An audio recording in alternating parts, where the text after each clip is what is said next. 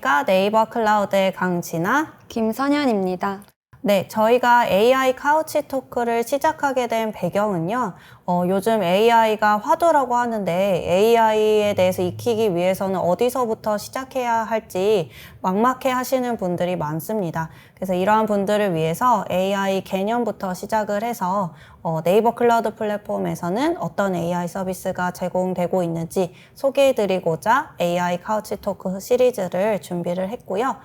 선현님, AI 카우치 토크 순서랑 내용 설명해 주실 수 있으실까요? 네, 저희 AI 시리즈는 가장 먼저 우선 인공지능의 개념에 대해서 살펴볼 거고요. 그 다음에는 클라우드 기반으로 제공하는 AI 서비스들의 특징에 대해서 소개를 드리고 네이버 클라우드 플랫폼은 어떤 AI 서비스들을 제공하고 있는지 하나씩 살펴보도록 하겠습니다. 네, 그럼 시작해 볼까요? 네, 선현님 좋습니다. AI가 무엇인지 먼저 소개해 주시겠어요?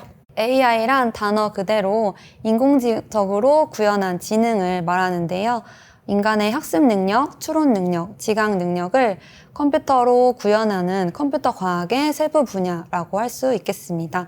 사실 인공지능의 정의는 처음 나왔을 때부터 지금까지 계속해서 조금씩 변화하고 있기 때문에 특정 한 가지 문장으로 설명드리기에는 조금 어려움이 있습니다. 그래서 저희는 AI가 처음 등장했을 때 어떤 의미로 나타났는지부터 한번 살펴보고 넘어가도록 하겠습니다. 사실 우리나라에서 AI가 처음 알려진 것은 2016년부터였는데요. 사실 그보다 훨씬 더 오래전인 1950년대부터 인공지능의 개념이 나오기 시작을 했습니다.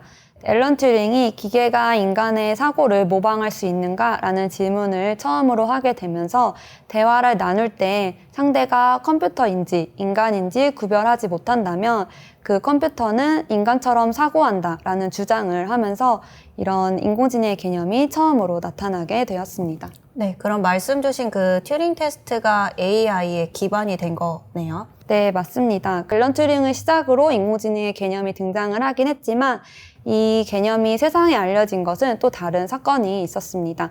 1956년 다트머스 회의를 통해서인데요. 1956년 여름에 다트머스 대학에서 10명의 과학자가 인공지능에 대한 연구를 하게 됩니다. 위에 문구가 그때 사용된 초대장에 있는 문구인데요. 이때 인공지능이라는 용어가 고도의 지능을 가진 컴퓨터 디바이스를 개발하는 과학과 공학이라는 뜻으로 처음 사용이 되면서 이때 AI 용어가 처음으로 등장을 하게 되었습니다. 네, 그럼 선현님 설명대로 이제 AI라는 게 1950년부터 시작을 해서 우리에게 잘 알려진 2010년까지 쭉 이어져 온 것 같은데요. AI의 역사에 대해서 설명해 주실 수 있으실까요? 네, AI의 역사를 살펴보면 먼저 앨런 튜링의 튜링 테스트와 다트머스 회의에서의 이런 존 메카시의 AI 용어 사용 이후로 AI에 대한 기대가 굉장히 많이 커지게 되었는데요. 이 관심의 결과로 제1차 AI 붐이 일어나게 됩니다.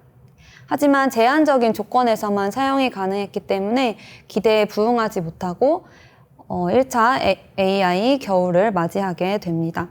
네, 규칙과 목표가 명확히 정해져 있는 경우에만 사용이 가능했다면 실제 현실 세계에서 적용하기에는 굉장히 어려웠을 것 같아요. 네, 그래서 1차 겨울 이후에 AI 연구는 조금 더 실용적인 부분에 초점을 맞춰지고 그 후에 전문가 시스템이라는 것이 나타나면서 제2차 AI 붐이 일어나게 됩니다. 특정 분야에 대해서 가지고 있는 전문 지식을 컴퓨터에 학습을 시키고 이제 일반인들도 이 전문 지식을 이용할 수 있도록 하는 시스템이 나오게 된 것이죠.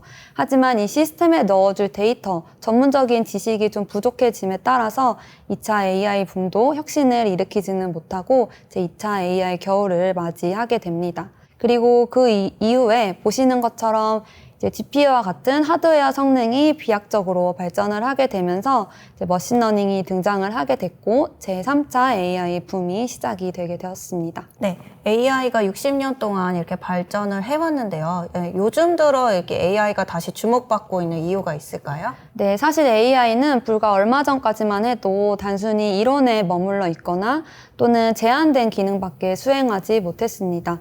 하지만 AI가 다시 주목을 받고 급속도로 발전한 데에는 이제 세 가지 요인을 그 원인이라고 볼 수 있을 것 같은데요.